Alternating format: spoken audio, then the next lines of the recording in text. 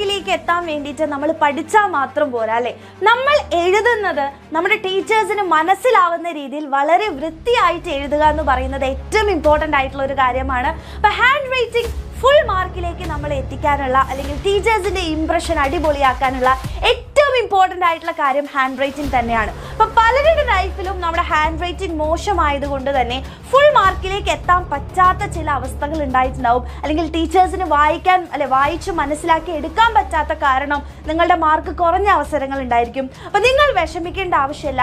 ഈ hand writing എന്ന് പറയുന്നത് ഇനി എനിക്ക് ഇംപ്രൂവ് ചെയ്യാൻ പറ്റില്ലേ, അല്ലെങ്കിൽ ഈ ബാഡ് ഹാൻഡ് റൈറ്റിംഗ് കൊണ്ട് ഞാൻ ഇനി എന്താണ് ചെയ്യുക എന്നൊക്കെ ആലോചിക്കുന്ന മക്കൾക്ക് ഉറപ്പായിട്ടും ഒരു സൊല്യൂഷനാണ് ഈ ഒരു വീഡിയോ എന്ന് പറയുന്നത്. ഈ വീഡിയോ നിങ്ങൾ മൊത്തത്തിൽ കാണുക മക്കളെ, നിങ്ങൾക്കുള്ള സൊല്യൂഷൻ ഈ വീഡിയോയിലുണ്ട്. അപ്പോൾ ബാഡ് ഹാൻഡ് റൈറ്റിംഗ് അല്ലേ, അപ്പോൾ നിങ്ങൾക്കറിയാം എങ്ങനെയാണ് നമ്മളുടെ ഹാൻഡ് റൈറ്റിംഗ് നമുക്ക് ഇമ്പ്രൂവ് ചെയ്യാൻ വേണ്ടി പറ്റുക. അപ്പോൾ ഇമ്പ്രൂവ് ചെയ്യണം എന്നുണ്ടെങ്കിൽ നമ്മുടെ പ്രോബ്ലംസ് നമ്മൾ മനസ്സിലാക്കേണ്ടതുണ്ട്. എന്താണ് അല്ലെങ്കിൽ എന്തുകൊണ്ടാണ് എൻ്റെ ഹാൻഡ് റൈറ്റിംഗ് വളരെ മോശമായിട്ട് പോകുന്നത്, അല്ലെങ്കിൽ ഹാൻഡ് റൈറ്റിംഗ് അല്ലെങ്കിൽ എന്താണ് പ്രോബ്ലം എന്ന് മനസ്സിലാക്കിയതിന് ശേഷം മാത്രമാണ് നമുക്കതിൻ്റെ സൊല്യൂഷനിലേക്ക് എത്താൻ പറ്റുള്ളൂ അല്ലേ. അപ്പോൾ നിങ്ങൾ മനസ്സിലാക്കേണ്ട കുറച്ച് കാര്യങ്ങളെന്ന് പറയുന്നത് അല്ലെങ്കിൽ മേജർ ആയിട്ടുള്ള നമ്മുടെ മിസ്റ്റേക്സ് അല്ലെങ്കിൽ നമുക്ക് ഫുൾ മാർക്കിലേക്ക് എത്താൻ പറ്റാത്ത ഒരവസ്ഥ വരുന്ന ഹാൻഡ് റൈറ്റിംഗ് മൂലമുള്ള പ്രശ്നങ്ങൾ എന്ന് പറയുന്നത്, ഒന്നാമത്തെ സാധനം നമ്മൾ എഴുതുന്നത് വളരെ ബാഡ് ആയിട്ടുള്ള റൈറ്റിംഗ് ആയതുകൊണ്ട് തന്നെ ടീച്ചേഴ്സിന് അത് വായിച്ചു കഴിഞ്ഞാൽ മനസ്സിലാവുന്നില്ല. നിങ്ങൾ കറക്റ്റ് ആയിട്ടുള്ള എക്സ്പ്ലനേഷൻസ് തന്നെയായിരിക്കും എഴുതിയിട്ടുണ്ടാവുക, പക്ഷേ ടീച്ചേഴ്സിന് നിങ്ങളുടെ ബാഡ് റൈറ്റിംഗ് ആയത് കാരണം അത് വായിച്ച് മനസ്സിലാക്കി എടുക്കാൻ പറ്റാത്തത് കൊണ്ട് തന്നെ ആ ഫുൾ മാർക്കിലേക്ക് നിങ്ങൾക്ക് എത്താൻ പറ്റാത്ത ഒരവസ്ഥ നമുക്ക് വളരെ വിഷമം തരുന്ന ഒരു കാര്യമാണ്. അപ്പം അതാണ് നമ്മളുടെ ആദ്യത്തെ പ്രശ്നം എന്ന് പറയുന്നത് അല്ലേ. ഇനി മെയിൻ ആയിട്ടുള്ള ഒരു കാര്യം എന്ന് പറയുന്നത് നമ്മൾ സ്ലോ ആയിട്ട് റൈറ്റ് ചെയ്യാം അല്ലേ. അപ്പോൾ സ്ലോ ആയിട്ട് റൈറ്റ് ചെയ്യുന്ന സമയത്ത് തന്നെ നിങ്ങൾക്ക് ചിലപ്പോൾ ഭയങ്കര പ്രശ്നങ്ങൾ ഉണ്ടായിട്ടുണ്ടാവും. അതായത് നിങ്ങൾ ഹാൻഡ് റൈറ്റിംഗ് നന്നാക്കാൻ വേണ്ടിയിട്ട് വളരെ മെല്ലെ എഴുതും. അപ്പോൾ മെല്ലെ എഴുതുന്ന സമയത്ത് എന്താ പ്രശ്നം വരിക എന്ന് വെച്ച് കഴിഞ്ഞാൽ, നിങ്ങൾക്ക് ഒരു എക്സാം നിങ്ങൾ പോയി എഴുതുകയാണെങ്കിൽ നമുക്ക് ഇത്ര സമയത്തിനുള്ളിൽ അത് കംപ്ലീറ്റ് ചെയ്യണം. അപ്പോൾ അതുകൊണ്ട് തന്നെ ആദ്യമൊക്കെ നിങ്ങൾ എന്ത് ചെയ്യും, വളരെ സ്ലോ ആയിട്ട് ഹാൻഡ് റൈറ്റിംഗ് അടിപൊളിയാക്കാൻ വേണ്ടിയിട്ടൊക്കെ നിങ്ങൾ മെല്ലെ എഴുതി തുടങ്ങും. പക്ഷേ അവസാനത്തേക്ക് വരുന്ന സമയത്ത് നിങ്ങൾക്ക് സമയം തികയാതെയാവും. അപ്പോൾ വേഗം എഴുതി പിന്നെ അത് ഫുൾ ഓൺ എന്താണ് നമ്മുടെ ബാഡ് ഹാൻഡ് റൈറ്റിംഗിലേക്ക് പോകും. ആൻഡ് നിങ്ങളുടെ സാധാരണ ഹാൻഡ് റൈറ്റിങ്ങിൽ നിന്നും ഏറ്റവും മോശമായിട്ടുള്ള ഹാൻഡ് റൈറ്റിങ്ങിലേക്ക് അത് മാറിപ്പോവും അല്ലേ. അപ്പോൾ ടെൻഷൻ ആവുന്ന സമയത്തും വേഗം എഴുതുന്ന സമയത്തും നമ്മുടെ ഹാൻഡ് റൈറ്റിംഗ് മോശമായിട്ട് പോകാനുള്ള സാധ്യതകളുണ്ട്. അപ്പോൾ അതും ഒരു വലിയ മിസ്റ്റേക്ക് തന്നെയാണ്.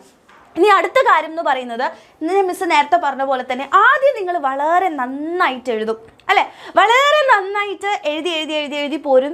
ആൻഡ് അവസാനത്തേക്ക് എത്തുന്ന സമയത്ത് ഇതേപോലെ തന്നെ സമയം കിട്ടാത്ത ഒരവസ്ഥ വരുന്ന സമയത്ത് നമ്മൾ എന്ത് ചെയ്യും, അത് ഭയങ്കരമായിട്ടുള്ള ഒരു വൃത്തികെട്ട അല്ലെങ്കിൽ എന്താ പറയുക ഒരു ബാഡ് ഹാൻഡ് റൈറ്റിങ്ങിലേക്ക് അത് പോകുന്നതായിട്ട് നിങ്ങൾക്ക് ഫീൽ ചെയ്യും അല്ലേ. അപ്പോൾ അതുകൊണ്ട് തന്നെ നമുക്ക് മാർക്ക് ഫുള്ളിലേക്ക് എത്താൻ വേണ്ടി പറ്റാത്ത ഒരവസ്ഥ വരും. അപ്പോൾ ഇതിനെല്ലാം നിങ്ങൾക്ക് എന്തുണ്ട്, ഒരുപാട് സൊല്യൂഷൻസ് നമുക്ക് എന്ത് ചെയ്യാൻ പറ്റും. അപ്പോൾ ആദ്യത്തെ സാധനം എന്ന് പറയുന്നത് അല്ലെങ്കിൽ ആദ്യത്തെ ഒരു സൊല്യൂഷൻ എന്ന് പറയുന്നത് വാം-അപ്പ് എക്സസൈസ് ആണ്.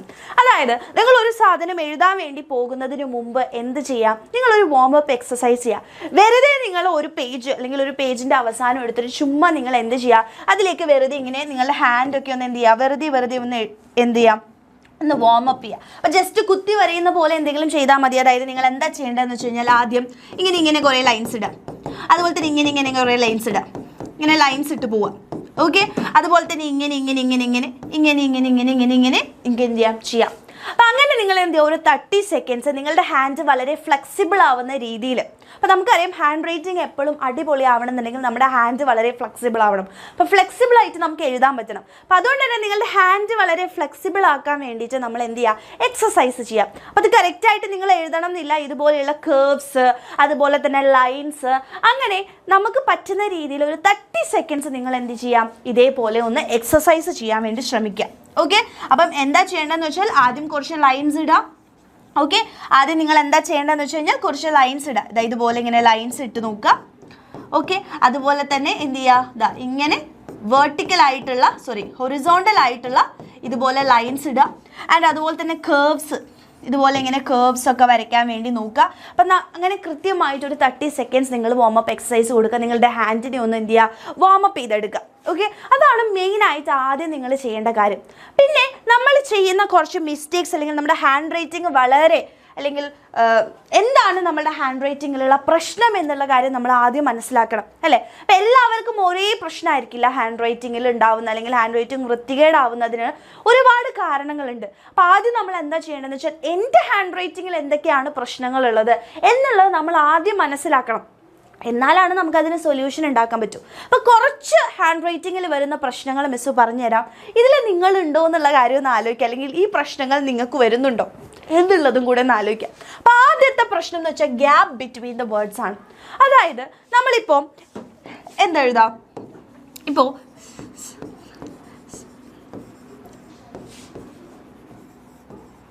അല്ലേ, അപ്പം മിസ് ഒരു സെൻറ്റൻസ് എഴുതിയിട്ടുണ്ട്. പക്ഷേ ഈ സെൻറ്റൻസ് കാണുമ്പോൾ തന്നെ നിങ്ങൾക്ക് മനസ്സിലാക്കാം അല്ലേ, സ്നേഹ കഴിഞ്ഞു കഴിഞ്ഞാൽ ദാ ഇവിടെ ഒരു വലിയ ഗ്യാപ്പ് തന്നെ മിസ് ഇട്ട് വെച്ചിട്ടുണ്ട് അല്ലേ. ഇവിടെ നോക്കിയാൽ വലിയ ഗ്യാപ്പ്, ഓരോ വേർഡ്സിൻ്റെ ഇടയിലും വളരെ ബിഗ് ആയിട്ടുള്ള എന്താണ് ഗ്യാപ്പ് അല്ലേ.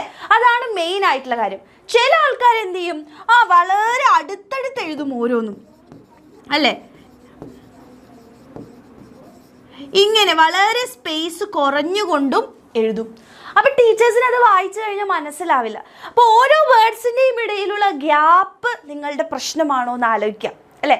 ഗ്യാപ്പ് ഞാൻ കൂടുതലാണോ ഇടുന്നത് അതോ വളരെ കുറവാണോ ഇടുന്നത്, വേർഡ്സ് തമ്മിൽ മനസ്സിലാക്കാനുള്ള അല്ലേ, അല്ലെങ്കിൽ വേർഡ്സ് തമ്മിൽ ആ ഒരു സെപ്പറേഷൻ നിങ്ങൾക്ക് മനസ്സിലാവുന്ന രീതിയിലുള്ള ഗ്യാപ്പ് മാത്രമാണ് നമുക്ക് അവിടെ ആവശ്യമുള്ളൂ.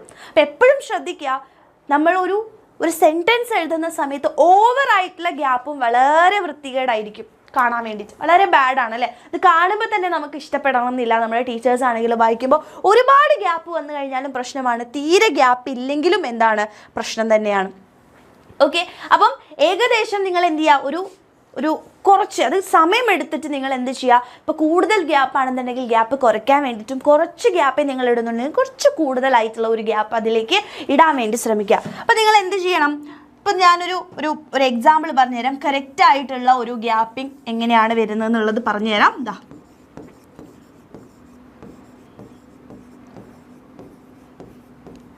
ഓക്കെ, ഇത്രയും മാത്രം മതി. ഓക്കെ, അപ്പോൾ ഓവറായിട്ടുള്ള ഗ്യാപ്പില്ല, പക്ഷെ വളരെ കൃത്യമായിട്ട് നമുക്ക് വായിക്കാൻ വേണ്ടി പറ്റുന്നുണ്ട് അല്ലേ. അപ്പോൾ അതുകൊണ്ട് നിങ്ങൾ എന്ത് ചെയ്യുക, ഇതുപോലെ വളരെ ഒരു മീഡിയം ഗ്യാപ്പിൽ എന്ത് ചെയ്യുക, എഴുതുക. ഓവറായിട്ടുള്ള ഗ്യാപ്പും കുറവ് ഗ്യാപ്പും വരുത്താതിരിക്കുക. അതാണ് ഒന്നാമത്തെ കാര്യം എന്ന് പറയുന്നത്. അടുത്ത ഒരു കാര്യമാണ് big or small size of letters. ചില ആൾക്കാർ വളരെ വലുതായിട്ട് എഴുതും അല്ലേ, വളരെ വലുതായിട്ട് എഴുതുന്ന ആൾക്കാരുണ്ടാവും. ചില ആൾക്കാർ വളരെ ചെറുതായിട്ട് എഴുതുന്ന ആൾക്കാരുണ്ടാവും അല്ലേ. ചിലപ്പോൾ മിക്സ് ചെയ്ത് എഴുതും, വലുതും ചെറുതും അല്ലേ, അങ്ങനെ മിക്സ് ചെയ്തിട്ട് ഒരു പ്രത്യേക എന്താണ് സൈസ് ഇല്ലാതെ ചില വേർഡ്സ്, ചില സെൻറ്റൻസുകൾ അല്ലെങ്കിൽ ചില ലെറ്റേഴ്സ് വളരെ വലുത്, ചില ലെറ്റേഴ്സ് വളരെ ചെറുത്, ഇങ്ങനെയും എഴുതുന്ന ആൾക്കാരുണ്ട്. ഇതും എന്താണ് നമ്മൾ ചെയ്യുന്ന അല്ലെങ്കിൽ നിങ്ങളുടെ ഹാൻഡ് റൈറ്റിങ്ങിൽ ഉണ്ടോ എന്നുള്ളതൊന്ന് അനലൈസ് ചെയ്യാം. എന്നിട്ട് എന്ത് ചെയ്യണം, നിങ്ങൾ മനസ്സിലാക്കുക, ഓവർ വലുപ്പമായിട്ട് എഴുതിയാലും വളരെ ചെറുതായിട്ട് എഴുതിയാലും നമുക്ക് എന്താണ് ബുദ്ധിമുട്ട് തന്നെയാണ് അല്ലേ. അപ്പോൾ വായിക്കുന്ന സമയത്ത് അല്ലെങ്കിൽ നിങ്ങളുടെ ഹാൻഡ് റൈറ്റിംഗ് വളരെ മോശമാവാൻ അത് കാരണമാവും. അപ്പോൾ എപ്പോഴും ആദ്യം നമ്മൾ പ്രാക്ടീസ് ചെയ്യുക. വലിയ ആൾക്കാരാണെങ്കിൽ കുറച്ച് മീഡിയത്തിലേക്ക് കൊണ്ടുവരിക, ആൻഡ് വളരെ ചെറുതാണെന്നുണ്ടെങ്കിലും എന്ത് ചെയ്യുക, കുറച്ച് വലുപ്പം കൂട്ടാൻ വേണ്ടി ശ്രമിക്കുക. ഓക്കെ, അപ്പോൾ അതാണ് മെയിൻ ആയിട്ടുള്ള കാര്യം എന്ന് പറയുന്നത് നിങ്ങളുടെ ഹാൻഡ് റൈറ്റിങ്ങിൽ. അതുപോലെ തന്നെ എഴുതുമ്പോൾ എല്ലാ ലെറ്റേഴ്സും വളരെ ഈക്വലി അല്ലെങ്കിൽ വലുപ്പം കറക്റ്റായിട്ട് തന്നെ എന്ത് ചെയ്യുക, കൊണ്ടുവരാൻ വേണ്ടി ശ്രമിക്കുക. അപ്പോൾ ആദ്യം എഴുതുമ്പോൾ നിങ്ങൾക്ക് ബുദ്ധിമുട്ടുണ്ടാവും. അപ്പോൾ വളരെ സ്ലോ ആയിട്ട് എഴുതി പഠിക്കുക. അതിനുശേഷം നിങ്ങൾ എന്ത് ചെയ്യുക, വലുതാക്കി, അതായത് കറക്റ്റായിട്ട് സ്പീഡിലേക്ക് കൊണ്ടുവരിക. ആദ്യം എഴുതുമ്പോൾ വളരെ സ്ലോ ആയിട്ടായിരിക്കും ഫീൽ ചെയ്യുക. അപ്പോൾ ഈ ഒരു സമയങ്ങളിൽ നിങ്ങൾ അതിന് പ്രാക്ടീസ് ചെയ്യാൻ വേണ്ടി ശ്രമിക്കുക. അപ്പോൾ കിട്ടുന്ന സമയത്തൊക്കെ എന്ത് ചെയ്യുക, എഴുതി നോക്കാൻ വേണ്ടി എൻ്റെ കുട്ടികൾ ശ്രമിക്കുക കേട്ടോ. അടുത്തതാണ് തിക്ക് റൈറ്റിങ്സ് അല്ലേ. നമ്മൾ ചില ആൾക്കാരുണ്ട് നമ്മളുടെ പെന്നിനെ വളരെ ഇങ്ങനെ പിടിക്കുന്ന ആൾക്കാരുണ്ട്, അതുപോലെ തന്നെ ഇങ്ങനെ പിടിക്കും. എങ്ങനെ പിടിക്കുന്നു എന്നതിലല്ല, ചില ആൾക്കാർ വളരെ പ്രഷറൈസ് ചെയ്ത് എഴുതും. അതായത് വളരെ തിക്കായിട്ട് ഇങ്ങനെ വളരെ തിക്നെസ്സിൽ വളരെ പ്രഷറൈസ് ചെയ്ത് എഴുതുന്ന ആൾക്കാരുണ്ട്. അപ്പോൾ വളരെ തിക്കായിട്ട് എഴുതുക എന്ന് പറയുന്നത് എന്താ പ്രശ്നം എന്ന് വെച്ചാൽ, നിങ്ങൾ തിക്കായിട്ട് പെട്ടെന്ന് എഴുതുന്ന സമയത്ത് അതെല്ലാം കൂടെ നിങ്ങൾക്ക് ഈ വേർഡ്സ് അല്ലെങ്കിൽ ഓരോ ലെറ്റേഴ്സിനെ നമുക്ക് ഡിസ്റ്റിങ്വിഷ് ചെയ്യാൻ വേണ്ടി പറ്റില്ല. അപ്പം ടീച്ചേഴ്സിന് വായിക്കുന്ന സമയത്ത് നിങ്ങൾ അവിടെ എന്താണ് എഴുതിയിരിക്കുന്നത് ഓവർ തിക്നെസ് ആകുമ്പോൾ മനസ്സിലാവില്ല. അപ്പോൾ അതുകൊണ്ട് തന്നെ ഓവർ തിക്നെസ് നിങ്ങൾ എഴുതുന്നുണ്ടോ എന്നുള്ള കാര്യം ഉറപ്പുവരുത്തുക. ഓവർ തിക്നെസ്സിൻ്റെ ആവശ്യമില്ല. മീഡിയമായിട്ട് നല്ല പ്രഷറൈസ് ചെയ്തിട്ട് നിങ്ങൾ എന്ത് ചെയ്യുക, എഴുതാതിരിക്കുക. ഹാൻഡ് വളരെ ഫ്ലെക്സിബിൾ ആക്കി വെക്കുക. ഓക്കെ, അപ്പോൾ വളരെ ഫ്ലെക്സിബിൾ ആയിട്ടുള്ള രീതിയിൽ എഴുതാൻ വേണ്ടി നോക്കുക. ചില ആൾക്കാർ ഇങ്ങനെ കൈയിൻ്റെ ഈ ഒരു റിസ്റ്റ് ഇങ്ങനെ ട്വിസ്റ്റ് ചെയ്ത് എഴുതും. അങ്ങനെ ചെയ്യരുത്. നമ്മളുടെ ഹാൻഡാണ് മക്കളെ എഴുതേണ്ടത്. ഓക്കെ, അല്ലാതെ ഇങ്ങനെ ഈ കൈയിൻ്റെ ഈ ഒരു റിസ്റ്റ് ഇങ്ങനെ ട്വിസ്റ്റ് ചെയ്ത് എഴുതാതെ നിങ്ങൾ എന്ത് ചെയ്യണം, കൈ ഫ്ലെക്സിബിൾ ആക്കിയിട്ട് എഴുതാൻ വേണ്ടി ശ്രമിക്കുക കേട്ടോ. ഹാൻഡാണ് മൂവ് ചെയ്യേണ്ടത് എന്നുള്ള കാര്യം മനസ്സിലാക്കുക. അതുപോലെ തന്നെ പെന്നിൻ്റെ പൊസിഷൻസും നിങ്ങൾ എന്ത് ചെയ്യുക, മാറ്റി നോക്കുക. അതായത് നിങ്ങളിപ്പോൾ ഇങ്ങനെയാണ് പിടിച്ചെഴുതുന്നതെന്നുണ്ടെങ്കിൽ ആ ഒരു പൊസിഷൻ നിങ്ങൾ മാറ്റിയിട്ട് എഴുതാൻ വേണ്ടി ശ്രമിച്ചു നോക്കുക. അപ്പോൾ ഇങ്ങനെ പിടിക്കുന്ന സമയത്ത് ചിലപ്പോൾ ആ ഒരു പൊസിഷൻ കൊണ്ടായിരിക്കും നിങ്ങളുടെ ഹാൻഡ് റൈറ്റിംഗ് മോശമായിട്ട് പോകുന്നത്. അപ്പോൾ എന്ത് ചെയ്യുക, ഒന്ന് മാറ്റി പിടിച്ച് നോക്കുക. അപ്പോൾ വേറൊരു പൊസിഷനിലേക്ക് വെച്ച് എഴുതുമ്പോൾ ഹാൻഡ് റൈറ്റിംഗ് ഇമ്പ്രൂവ് ചെയ്യുന്നുണ്ടെങ്കിൽ അത് പ്രാക്ടീസ് ചെയ്യുക. അതൊക്കെ നമുക്ക് ചെയ്യാൻ പറ്റുന്ന കാര്യങ്ങളാണ്.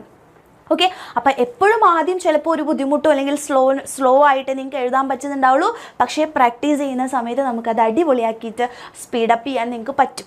ഓക്കെ, അപ്പോൾ അതൊന്ന് മനസ്സിലാക്കുക. അപ്പോൾ തിക്കായിട്ടുള്ള റൈറ്റിങ്സ് നമുക്ക് ഒഴിവാക്കാം. ഇനി ടിൽറ്റഡ് ആയിട്ട് വേർഡ്സ് എഴുതാം. അതായത് ചിലത് വളരെ സ്ട്രെയിറ്റ് ആയിട്ട്, ചിലത് ചിരിച്ചെഴുതുന്നു അല്ലേ. നമ്മളിപ്പോൾ എഴുതുന്ന സമയത്ത് എപ്പോഴും നിങ്ങൾ ശ്രദ്ധിക്കുക. ഇപ്പം ഞാൻ എഴുതുന്നത് നോക്കൂ, ഞാനിപ്പോൾ സ്നേഹ എന്നാണ് എഴുതിയിട്ടുള്ളത് അല്ലേ. എൻ്റെ എല്ലാ വേർഡ്സും വളരെ ഒരേപോലെയാണ് അല്ലേ. ഒന്ന് ചെറുത്, ചില ആൾക്കാർ എഴുതും എങ്ങനെ എഴുതും, ഇങ്ങനെയൊക്കെ എഴുതും അല്ലേ. ചില വേർഡ്സ് നോക്കുക, ഈ ഓരോ ലെറ്റേഴ്സും ഡിഫറെൻ്റ് ആയിട്ട് ഇങ്ങനെ അങ്ങോട്ടും ഇങ്ങോട്ടും ചെരിഞ്ഞൊക്കെയാണ് കിടക്കുന്നത്. അതും നമ്മൾ ഒരുപാട് എഴുതി വരുന്ന സമയത്ത് വളരെ നമ്മുടെ ഹാൻഡ് റൈറ്റിംഗ് ബാഡ് ആക്കാനുള്ളൊരു ചാൻസ് ഉണ്ട്. അപ്പം അതുകൊണ്ട് തന്നെ എഴുതുന്ന സമയത്ത് എല്ലാം അല്ലെങ്കിൽ എല്ലാം ഒരേ രീതിയിൽ എഴുതാൻ വേണ്ടി ശ്രമിക്കുക. എല്ലാ ലെറ്റേഴ്സും ഒരേപോലെ എഴുതാൻ വേണ്ടി ശ്രമിക്കുക. ചെരിച്ചാണ് എഴുതണമെങ്കിൽ എല്ലാം ചെരിച്ചെഴുതുക. സ്ട്രെയിറ്റ് ആയിട്ടാണ് എഴുതണമെങ്കിൽ എല്ലാം സ്ട്രെയിറ്റ് ആയിട്ട് എഴുതാൻ വേണ്ടി ശ്രമിക്കുക. ഒരു യൂണിഫോം ആയിട്ട് നിങ്ങൾ എഴുതാൻ വേണ്ടി ശ്രമിക്കുക. അല്ലാതെ ഒന്ന് ചെരിച്ച് ഒന്ന് സ്ട്രെയിറ്റ് ആയിട്ട് അങ്ങനെ എഴുതാൻ വേണ്ടി ശ്രമിക്കരുത്. അപ്പോൾ നിങ്ങളുടെ ഹാൻഡ് റൈറ്റിംഗ് മോശമായിട്ട് പോകും. അപ്പോൾ എല്ലാ ലെറ്റേഴ്സും ഒരുപോലെ ഒരേ രീതിയിൽ എഴുതാൻ വേണ്ടി ശ്രമിച്ചു കഴിഞ്ഞാൽ നിങ്ങളുടെ ഹാൻഡ് റൈറ്റിംഗ് ഉറപ്പായിട്ട് മക്കളെ ഇമ്പ്രൂവ് ആവും കേട്ടോ. ഓക്കെ, നെക്സ്റ്റ് ആണ് പ്രോബ്ലം വിത്ത് വൺ ലെറ്റർ. ചില ലെറ്റേഴ്സ് എഴുതാൻ നമുക്ക് ബുദ്ധിമുട്ടായിട്ട് വരുന്ന ചില ആൾക്കാരുണ്ട് അല്ലേ. അപ്പോൾ ചില ലെറ്റേഴ്സ് ഒരേപോലെ എഴുതും. അതായത് ചിലപ്പോൾ എന്നും എച്ചും ഒരുപോലെ വേഗം എഴുതി വരുന്ന സമയത്ത് എന്നും എച്ചും ഒരുപോലെ ആവാറുണ്ട് ചില ആൾക്കാർക്ക് അല്ലേ. അപ്പോൾ അങ്ങനത്തെ എന്തെങ്കിലും ബുദ്ധിമുട്ടുകൾ നിങ്ങളുടെ ഹാൻഡ് റൈറ്റിങ്ങിൽ ഉണ്ട് എന്നുണ്ടെങ്കിൽ, അല്ലെ അങ്ങനെ നിങ്ങൾ ചെയ്യുന്നുണ്ടെന്നുണ്ടെങ്കിൽ അത് ഒഴിവാക്കുക. അപ്പോൾ ടീച്ചേഴ്സിന് അത് വായിക്കുന്ന സമയത്ത് അത് എന്നാണോ എച്ചാണോ എന്ന് ചിലപ്പോൾ മനസ്സിലാവത്തില്ല. അപ്പോൾ അതുകൊണ്ട് അങ്ങനെ എന്തെങ്കിലും ബുദ്ധിമുട്ടുകൾ നിങ്ങളുടെ ഹാൻഡ് റൈറ്റിങ്ങിലുണ്ടെങ്കിൽ അത് സമയമെടുത്ത് നിങ്ങൾ എന്ത് ചെയ്യുക, ചേഞ്ച് ചെയ്യാൻ വേണ്ടി ശ്രമിക്കുക. എന്നായും എച്ചായും നിങ്ങൾക്ക് എഴുതുമ്പോൾ ഏതാണോ ബുദ്ധിമുട്ടുള്ളത് അത് കറക്റ്റായിട്ട് എഴുതാൻ വേണ്ടി ശ്രമിക്കാം. ഓക്കെ മക്കളെ, അപ്പോൾ ഇത്രയും കാര്യങ്ങൾ നിങ്ങൾ ശ്രദ്ധിക്കുകയാണെന്നുണ്ടെങ്കിൽ ഓഫ് കോഴ്സ് നിങ്ങൾക്ക് നിങ്ങളുടെ ഹാൻഡ് റൈറ്റിംഗ് ഏറ്റവും അടിപൊളിയാക്കാൻ വേണ്ടി പറ്റും. ഇതിനെല്ലാം നിങ്ങൾക്ക് വേണ്ടത് പ്രാക്ടീസാണ്.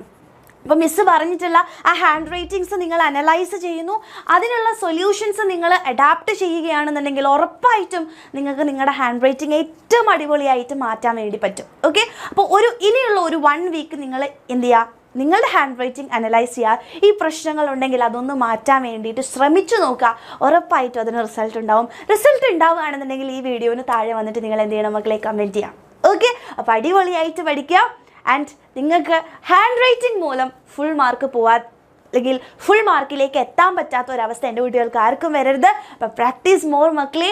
ആൻഡ് നിങ്ങൾ ഒരിക്കലും വിചാരിക്കരുത് ഏറ്റവും ബെസ്റ്റ് ആയിട്ടുള്ള ഹാൻഡ് റൈറ്റിങ്ങിന് മാത്രമാണ് മാർക്ക് കിട്ടുള്ളൂ. അങ്ങനെയല്ല, മറ്റുള്ളവർക്ക് വായിക്കാൻ പറ്റുന്ന രീതിയിലേക്ക് ആക്കിയാൽ മതി, അത്രേ ഉള്ളൂ.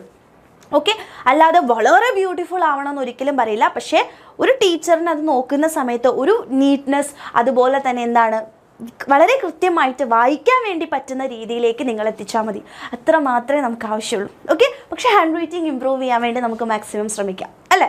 അപ്പം ഈ ഒരു വീഡിയോ യൂസ്ഫുൾ ആയിട്ട് തോന്നുകയാണെങ്കിൽ മാക്സിമം ഫ്രണ്ട്സിന് നിങ്ങൾ എന്ത് ചെയ്യുക, ഷെയർ ചെയ്യുക. അപ്പോൾ ഇനിയും എന്തൊക്കെ വീഡിയോസാണ് നിങ്ങൾക്ക് ആവശ്യം എന്നുള്ളത്, ഏതെങ്കിലും ടോപ്പിക്കിൽ നിങ്ങൾക്ക് വീഡിയോ വേണമെന്നുണ്ടെങ്കിൽ താഴെ കമൻറ്റ് ചെയ്യുക. അപ്പം നെക്സ്റ്റ് വീഡിയോ ആ ടോപ്പിക്കുമായിട്ട് മിസ് ചെയ്യുന്നതായിരിക്കും. ഓക്കെ, അപ്പോൾ താങ്ക് യു. മാക്സിമം ഷെയർ ചെയ്യുക.